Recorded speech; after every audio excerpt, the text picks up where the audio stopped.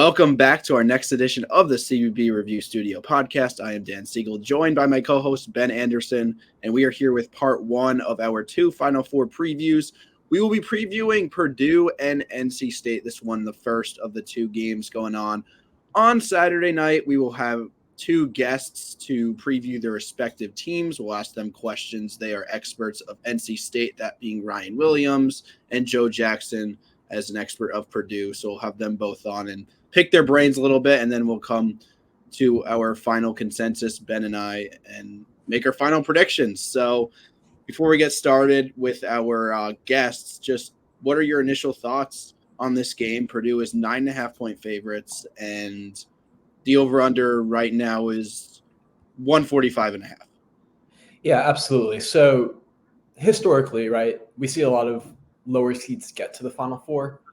But then once they get to that third weekend of March, there is no making it to the championship game necessarily. And I, unfortunately, for as much as I love NC State and love the story of DJ Burns and DJ Horn and the 10 wins in 10 days, it felt like they ran into a tough matchup with this Purdue squad. And I do think that it'll be very interesting how they guard Zach Edey in particular, because DJ Burns is not a traditional big in the sense that he's not someone Zach Edey's ever seen before, but also he can be very foul prone at times as well. And then when you back him up with Ben Middlebrooks or Mo Diarra, it's unclear to me if they're going to just have the size to be able to do anything to stop Zach Edey from having another performance like he did against Tennessee.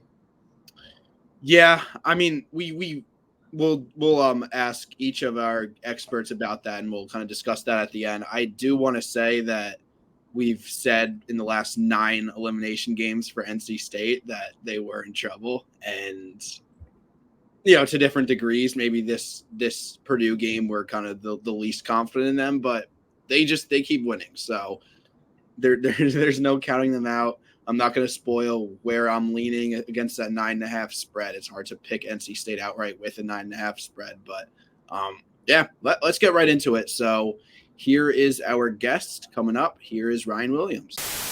So this is Ryan Williams, our NC State expert from Inside Pack Sports. Ryan, appreciate you joining the show. I'm going to straight up ask you right away.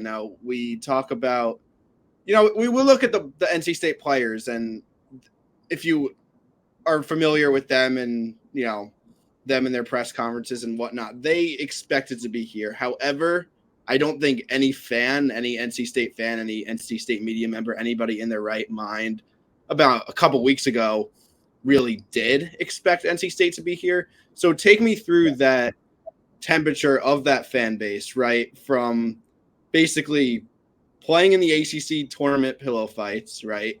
And the rumors of Kevin Keats, head coach, being fired. And then 9 elimination games later, you're in the Final Four. Like, that's just crazy. So take me through all that. Dude, it's been a roller coaster ride, right? So I won't forget, and I'm talking as if it was forever ago, but when State was playing Louisville in the ACC tournament, State was down in the first half. They were struggling, and it was more of what we saw the last 4 games. Right, so they had no flow, nothing was really going. They squeaked that win out.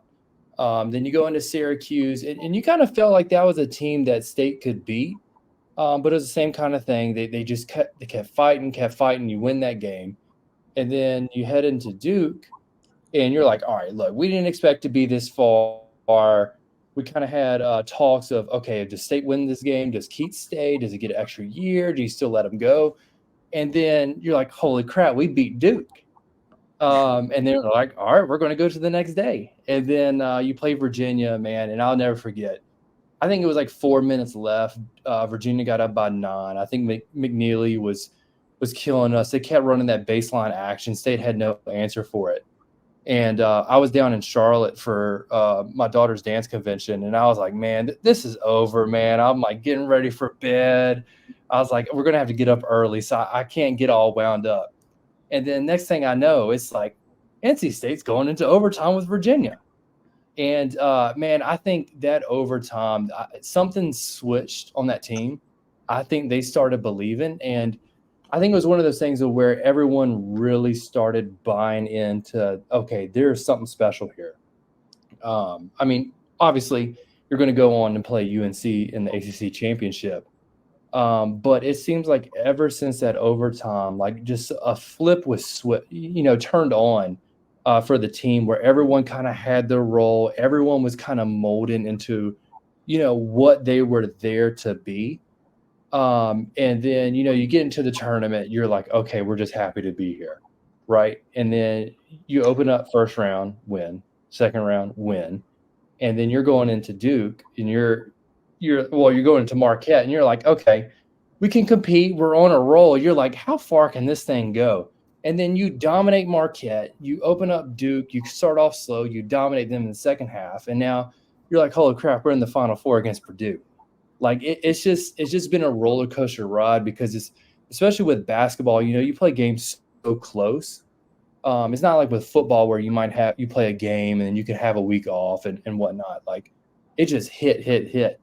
So I think it kind of feels surreal seeing the pictures of the team in the Final Four because, growing up, I always heard about 83 and it almost just seems like a fairy tale because it just doesn't make sense. And then you realize we're basically living in 83 right now, at least from a state fan perspective.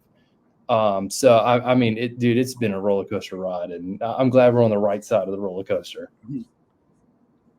Absolutely. And of course, no Cinderella team, no fan favorite, no America's team is complete without a star. And of course, that's DJ Burns for NC State. Oh, yeah. He's just been fantastic throughout this whole March run. Even in Marquette, where he only scored 4 points, he still dished out 7 assists. He had an effect on the offensive scheme as a whole.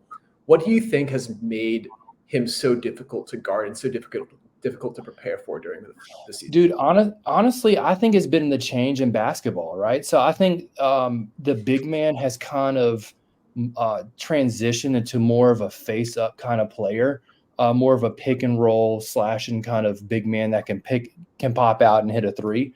But Burns, I mean, not often do you see a big man that can just straight post up another big man. Like it doesn't happen. And I think it's a twofold thing for Burns because he's also left-handed. So not only are you having to deal with the physicality of a dude that's like 6'10", 275, he's also left-handed. So he's playing on a different side of the court than the normal defenders used to plan on for a right-handed player. And for him, I think I just, like you mentioned with his attitude, I think people feed off of that. And it's good to see, like when you see a player having fun, you're like, okay, this is good. That's when things are going good. But yeah, I just think he just brings kind of that old school feel that a lot of players do not practice or train against. So I'll get into it. The big storyline with Purdue, obviously Zach Edey, and coming off what will be back-to-back National Players of the Year awards, and he just put up 40 and 16 in his last game. And we've seen, Ben and I have talked about this throughout the year. Teams have defended him differently. They've had different philosophies. A vast majority of the time it has not worked, but they've tried different things, right? There's been teams that have accepted he will have his day and stay relatively true to their man-to-man assignments, do a little digging, a little double teaming, but nothing drastic. We've seen others triple team him and just hope the guards are having an off shooting night. And we've seen everything in between those two things. How do you think NC State approaches this assignment, and how, do you think they will make the correct decision? Yeah, I think it's going to be an interesting setup, right? So with Duke, you could kind of rotate Diarra and Middlebrooks onto Filipowski because it's kind of similar in height. But when it comes to Edey, I mean, no one's even close to his height. The biggest dude you're going to have is Burns. So to me, and I'm not completely sure what Keats will do ultimately, but for me, I think it's you should take more of a passive approach. Like, hey, we're going to try to keep him out from we're within 10 feet of the basket.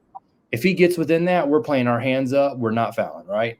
So we're not going to basically double down on the negatives by, okay, he's scoring in the paint and we're also getting in foul trouble.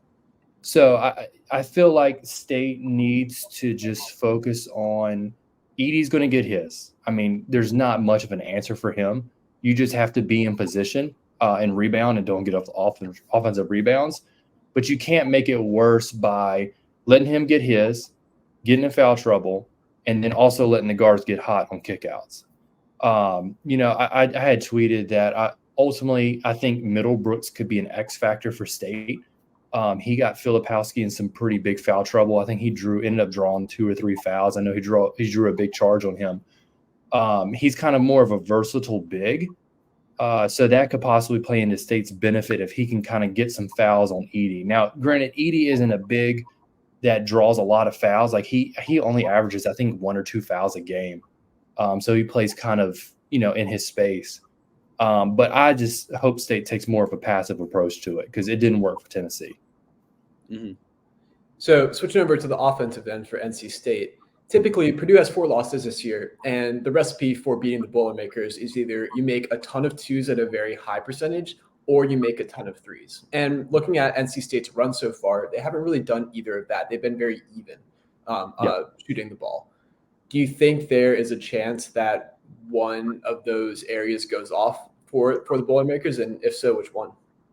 Dude, it's funny that you mentioned State's shooting because statistically, they're basically shooting their season average from 3. Yeah. State hasn't really been playing or shooting hot, from 3. It's really going to come down to, just playing the in and out game for State on offense. And then, for Purdue on offense, they're just going to run it through Edey.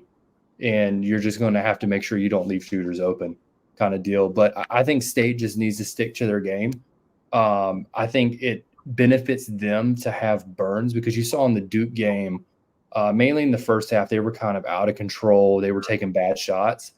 But having Burns in the game allows you to kind of run the offense through him. Your guards can settle down and kind of find the open spots, get some open slashers.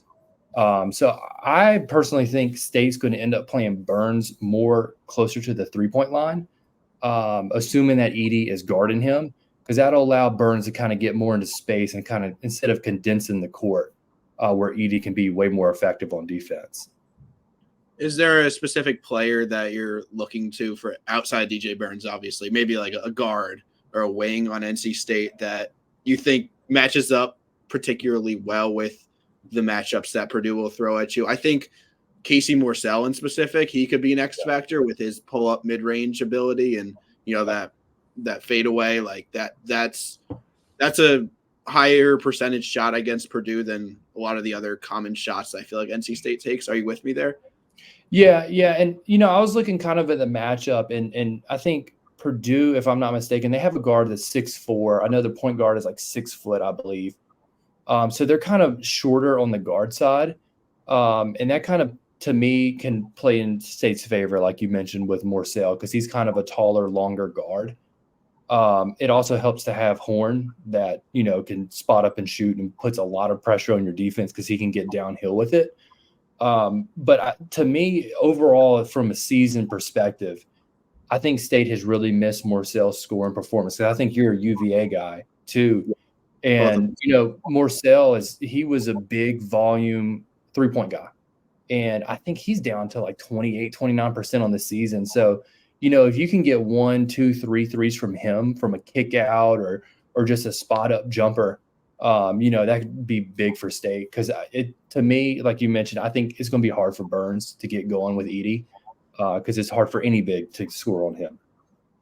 Absolutely. Well, Ryan, we couldn't let you go without a prediction for the game. So will NC State's Cinderella run continue or does it end with Purdue? Dude, I feel like I'm convinced. I feel like State's basketball team is convinced.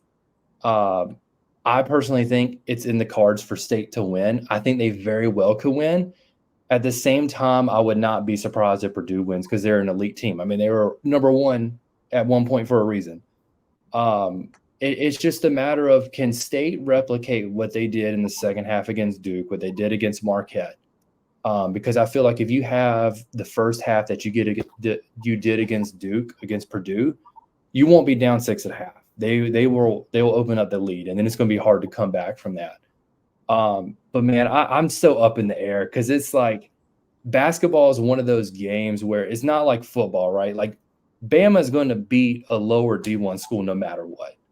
But basketball, man, it's such a confidence game, and it's like if a team is hot, they're hot. I think it was UNC in 2016. They didn't even win the ACC, but they get into the tournament and then they just went out. They got hot at the right time. So it's hard for me to give a prediction. Obviously, the State fan in me hopes State wins, but I would not be surprised if Purdue wins. I think it's just one of those. It's just one of those runs that State's on that can go either way. All right. Well, thank you so much, Ryan. That was our NC State expert right there. Coming on next, we're going to have our Purdue expert, Joe Jackson. Here we go. So here is our Purdue expert, Joe Jackson from Feed the Post. Joe, thank you so much for coming on. So first Final Four since 1980, right? Yep. And the storylines, of course, of the upsets that you guys have had in the recent past, and obviously the 16 seed loss last year. You guys weren't the first to do it. Me and Ben, our UVA Cavaliers, were, but it's still a bit of a redemption story in a similar sense. So you're finally in that Final Four, right? And my question to you, is it championship or bust mentality, basically? Like 2 months from now, when you look back at the season, if you lost in the Final Four or the championship, are you looking at it as like a failure of a season, or do you think like since you got here, it's an element of success in itself? I think the immediate response would be maybe a little bit closer to like failure, but like 2 months from now, it'll be success. At this point, like they did what hasn't been done in 44 years, and they were able to rewrite history of the 16 seed, just the 3 straight really bad losses right in the tournament. I know with these players specifically, and Mason Gillis, I know talked about it. It's just like he was basically just like, this is amazing that we're able to make the Final Four, but job's not finished. Like there is 2 more games. But I think from a fan perspective, like when we look back 2 months from now, regardless really of what happens, I think this is just like this season has just meant so much, and making this Final Four has meant so much to all the players, coaches, former players, fans. Like it'll be looked on as a very, very, very good season. Yeah, absolutely. And the centerpiece, of course, to this performance, to this team, to this Final Four is Zach Edey. He cemented his legacy with the 40-point, 16-rebound outing against Tennessee to send y'all to Phoenix. Talk about what he means to this team, and talk about where he stands in Purdue's history as maybe one of the greatest to ever put on the Boilermaker uniform. Yeah, so I think if I'll start with what he means. It's just like he really means everything. He is, I mean, I don't have to repeat it, but was ranked in the 400s, not really recruited heavily, played baseball and hockey, comes in. I think this is his 7th year of organized basketball, if I'm remembering correctly. And to get to where he is now, it's a testament to him and his work ethic, but then also the Purdue staff. Brantley is the big man coach, and he just churns them out at this point. Just every, like, you just went right with some of the other greats is Glenn Robinson, and that was like 90s. Like Edey is a once in a generation type player. And I know for sure Purdue fans respect him in that sense. For me, he's the greatest of all time. 2-time National Player of the Year. He finally leads to Purdue to a Final Four. If he wins a championship, then it's no doubt, like zero doubt ever. But I mean, like Big Dog, Glenn Robinson, Rick Mount, a couple of the other names, Joe Barry Carroll. There are definitely some other greats, but to me, it's just what he's done, and being able to now finally get Purdue over that hump of like, they were really good and consistent in the regular season, but had these postseason failures. And now he was the guy that was able to get them there. All right, so let's get into matchups specific. We'll start with the Purdue offense against the NC State defense. So we had our NC State expert, Ryan, who said that obviously there's no real formula to guard Zach Edey. Teams have tried everything in the book. A vast majority of them have been unsuccessful, whether you're utilizing your straight up man-to-man principles and digging in a little bit double teaming, or you're straight up like leaving guards wide open and hoping they miss, and everything in between. How do you expect NC State to guard Zach Edey based on kind of the film breakdown that I know you've done? Yeah, I mean, they've played single coverage against the post the entire season. And that doesn't necessarily mean they'll do it because it's Zach Edey, but like either way, it's kind of a win-win for Purdue. Either Zach Edey gets single coverage and gets to go to work, or NC State's going to have to try doubling for the first time all season against Zach Edey. Like that's not the easiest guy to try a new defensive scheme against. So I would like, based on what they've done, I would assume that they start in single coverage. Maybe they do double and just make guards try to knock down shots and try to keep like Burns and DR out of foul trouble too. So I could see that because NC State isn't like a crazy deep team. I know they have Middlebrooks is kind of the other big that'll step in, but they're not like a super deep team. So maybe they double to try to prevent foul trouble, but like they've played single coverage for most of the season. Yeah, absolutely. And switching over to the other side of the ball, there's sort of a similar question with NC State's big man and DJ Burns. Teams have waited back and forth on whether or not to double him, given Burns' passing ability and the ability of NC State's guards to break down closeouts, especially frantic ones. Do you have an idea of what you think Purdue might do to attack DJ Burns in that situation? Yeah, and so it's kind of similar in that Purdue has a set scheme, similar to NC State. I mean, they have a set scheme, but like it maybe doesn't make the most sense in this spot. What they do is so whoever is guarding the post player with the ball, they force that post player baseline, and then the other big comes over and helps under the rim. So it's not like a full-on trapping double like immediately, but it is essentially a double because the guys are right there. Obviously, Burns, like as good as he is a scorer, he's might just be a better passer out of the post. And like you mentioned, the guards can break guys down off the dribble. They can attack closeouts. They can get to mid-range shots, which Purdue is willing to give up. So like maybe like my guess would be that they go to that because that is their defensive principles. It is what they do. It is what they've practiced, that double team, forcing baseline. But there's like a small part of me. It's just like, do they just leave Edey or even TKR to start and just let them go one-on-one and force Burns to be a scorer? My guess would be double team, but it's another kind of on the flip side of NC State where it's like I could sort of see the other option coming out. Yeah, I guess it's one of those things that you kind of see how the first 4-8 minutes play out, and you kind of adjust from there. You like punch and counter punch kind of thing. But so you guys are nearly 10-point favorites, right? There's no getting around that. Over under is 145.5. So you're expected essentially per Vegas to get close to 80 points. But what do you think like would have to go wrong? Or in other words, how wrong do you think things would have to go for this to turn into like a low scoring dogfight? Because we know Edey will produce regardless of what happens, right? But do you think the shooting needs to be particularly good? Do you think the shooting needs to be just like season average? Do you think it would take like a horrible shooting night for things to go off the hook? Like, what are you thinking in that respect? This is where this Purdue team is funny because that Tennessee game was their worst 3-point shooting game of the entire season. And they pulled it out, and obviously Edey went just nuts with 40 points. I don't know if, as good as Edey is, I don't know if you want to rely on Edey getting 40 necessarily as your game plan. I think even like, because Purdue is shooting so well, 40.6% from 3 on the season, like if they can get to 35% and just have a solid shooting night, that should be, I would assume, pretty good for them. The formula would be that like they're just missing outside shots, and then NC State's able to be pretty physical. And just like, that's the one thing where if you can be physical with Edey really early and kind of just push him out before he catches the ball, now you're kind of making him put up 10, 11-foot hook shots instead of 6 or 7. So those two things would be kind of how this could turn low scoring. And then the other thing is turnovers. Purdue is solid at taking care of the decent to solid of taking care of the ball, but like most of their losses this season, you can look at the turnover number and be like, oh, that's a big reason why they lost. Painter preaches it. Under, I think 12 is his goal. Usually is kind of per game. Like when you have the second best shooting team in the country, you have the best player in the country in Zach Edey, you have the best offensive rebounder in the country probably in Zach Edey, or one of the best. It is just so valuable literally to get a shot on the rim.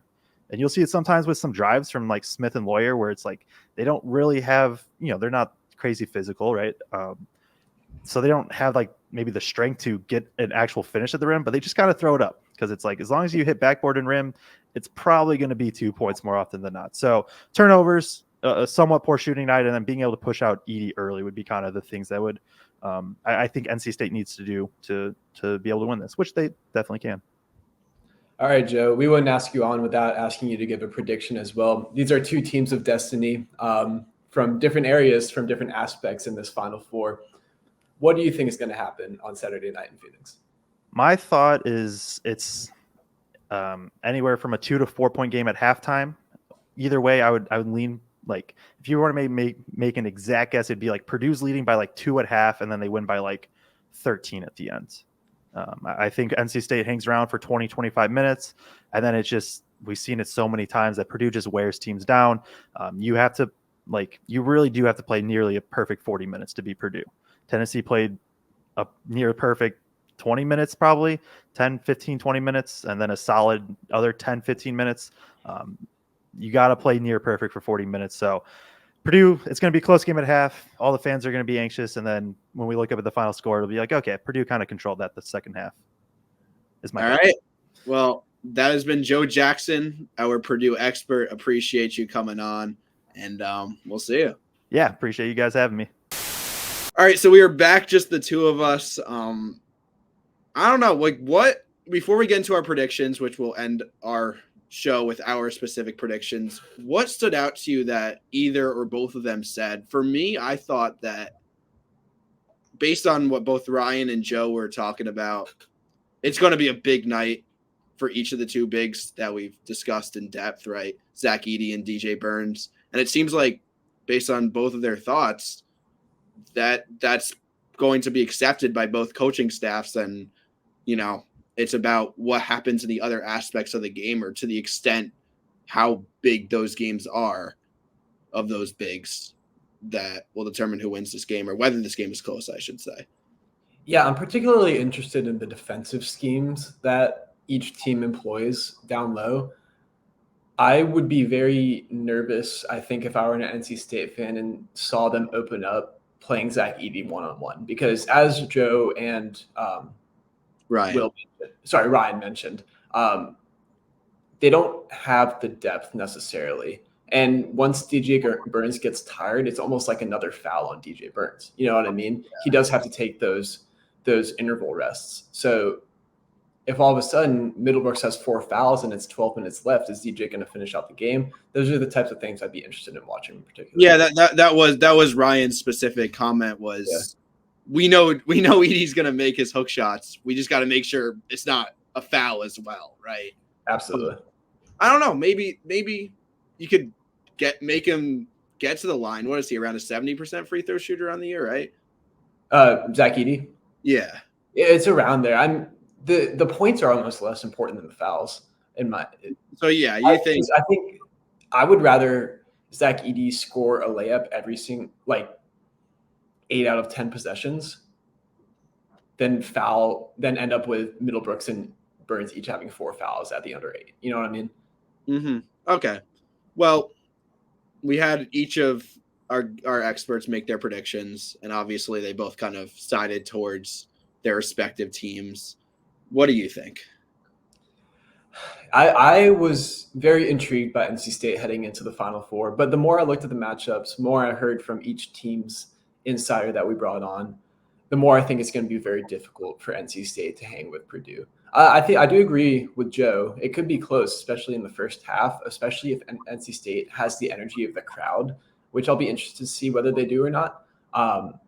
But at the end of the day, what we saw from Purdue when Tennessee went up, it was like 9 or 10, right, in the first half, and then Purdue just calmed down and took the lead right back. That's championship level. And I think if we see that again from them, and I think we will, it's going to be very hard for NC State, a team that has beaten a lot of teams, but no one as good as Purdue, to be able to come back from that. I like Purdue to cover, and I think the game will go over as well. Do you think that's so Joe mentioned he thought that Purdue would cover as well, but he said it would be closer at the half, which that's what I'm thinking. I'm thinking of these two Final Four games. Okay. So you think it's closer at the half? That's what I'm thinking as well. I think this is definitely, both of them are actually pretty similar spreads, but I think this one by far will be a more entertaining game, more likely to be closer in the second half. I agree that it's very obvious to pick Purdue to win outright. I think NC State does cover this.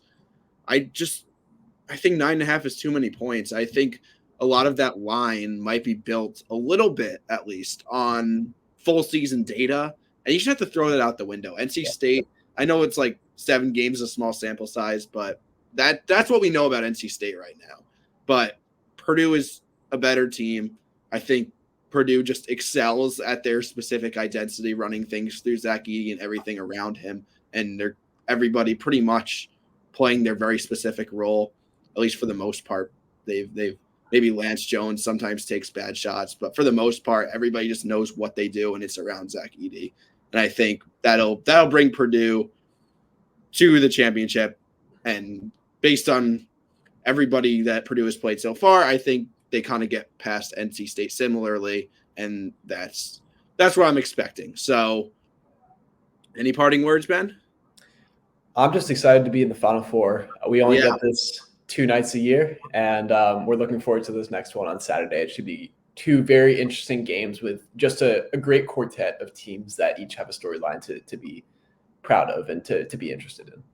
All right. Well, be sure to follow us on the socials. You can see on the bottom of the screen. Check us out, all our content there. And we will be having another preview coming out soon, the UConn and Alabama game. Be sure to also tune in for our in-between, probably a Sunday episode. We'll have in between the Final Four games in the national championship to talk about that. And we'll have you covered throughout the off seasons. But as for today, thank you so much for watching and listening, and take care.